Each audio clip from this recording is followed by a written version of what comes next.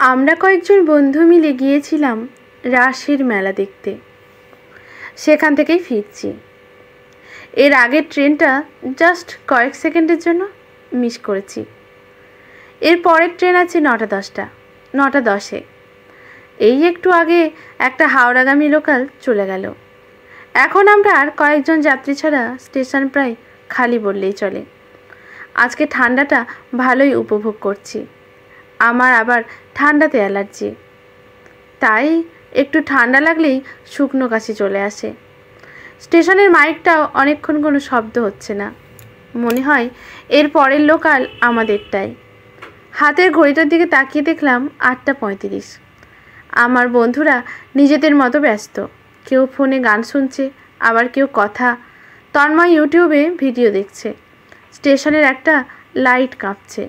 ওই দিকে তাকাতেই দেখতে পেলাম দূরে স্টেশনে বসার জায়গায় ধারে যেন কেউ বসে আছে। আমি এক প্রকার আগ্রহ নিয়ে গেলাম।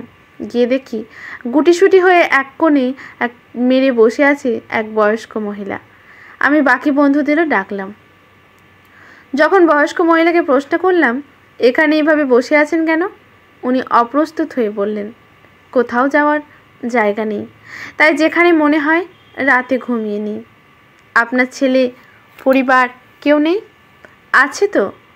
তাহলে? স্বাভাবিকভাবেই মুখ দিয়ে বেরিয়ে যায়, কুলাঙ্গার ছেলে, বিয়ে করেই মাকে তাড়িয়েছে। এটা শুনেই মহিলার চোখ আগুনের মতো হয়ে যায়। প্রতিবাদ করে, বলে না, না এইসব বলো না, আমার ছেলে ভালো। এরপরে মহিলাটি এক আশ্চর্য ঘটনা বললেন। স্বাভাবিকভাবেই সকলে ভাববে ছেলের পরিবার আছে, সেখানে যখন থাকে না তার মানে ছেলে বৌমা থাকতে দেয় না। তবে এক্ষেত্রে এমনটা হয়নি। মহিলাটির এক ছেলে এক মেয়ে। স্বামীর মৃত্যুর পরে ঘরের একমাত্র উপার্জন বলতে ছেলে। ছেলে বেশি দূর লেখাপড়া করেনি। অল্প বয়সে সংসারের হাল ধরতে হয়েছিল। রাজমিস্ত্রির জোগাড়ের কাজ করত। মেয়ের বিয়ের সময় ছেলে অনেক টাকা দিয়েছে। তার উপরে চাষের কিছু জমি বিক্রি করতে হয় যৌতুক দেওয়ার জন্য। এরপরে ছেলের বিয়ে হয়। বেশ ভালোই চলছিল। তবে ঘটনাটা 1 মাস 4 আগের। ওনার মেয়ে একদিন মাকে এসে বলে, জামাই বলেছে ছেলে মেয়ের সমান ভাগ, তাই এই ভিটেটাও ভাগ হবে। ছেলে বলে, আর যা আছে সব নেবন, তবে ভিটেটা ভাগ করিস নে। ওই সময়ে মহিলাও মেয়ের পক্ষে ছিল। ছেলেটা রাগ করে সব কিছু বোনের আর মায়ের নামে লিখে দেয়। এরপর থেকে উনি মেয়ের বাড়িতেই ছিলেন। 1 মাস আগে মেয়ে জামাই মিলে বুড়িকে ঘর থেকে বের করে দেয়। তাই আগে প্রায় দিন অশান্তি করত। এর পর থেকেই উনি পথে পথে ঘুরে বেড়ান। যখন আমরা জিজ্ঞাসা করি, ছেলের খবর জানেন, কোথায় আছে? ছেলে বউকে নিয়ে একটা ভাড়া বাড়িতে আছে। একবার ভাবি যাব, তবে সাহস হয় না। কোন মুখে যাব বলো বাবা? মহিলার চোখ দিয়ে জল বেরিয়ে আসে। হাত দিয়ে মুছতে মুছতে বলে, আমি ছেলের সাথে অন্যায় করেছি। সে যা হওয়ার হয়েছে।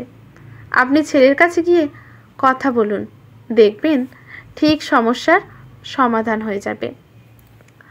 ওরা সব কিছু হাফ হাফ করতে চেয়েছিল, কেবল মায়ের দায়িত্বটা হাফ করতে পারল না। আপনি মেয়েকে তো সব দিলেন, তাও পুরো দায়িত্ব নিতে পারল না। সব সময় যে ছেলের দোষ হয় তা নয়, মা বাবারও দোষ থাকে। এটা আপনি বুঝেছেন, এটাই অনেক।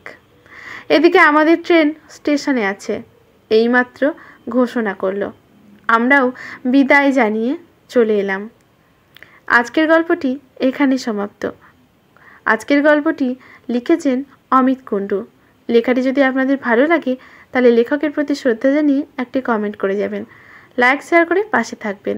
ইউটিউব থেকে দেখলে চ্যানেলটি সাবস্ক্রাইব করে বেল নোটিফিকেশানটি অল করে দেবেন। ফেসবুক থেকে দেখলে পেজটি ফলো করে নেবেন। ধন্যবাদ।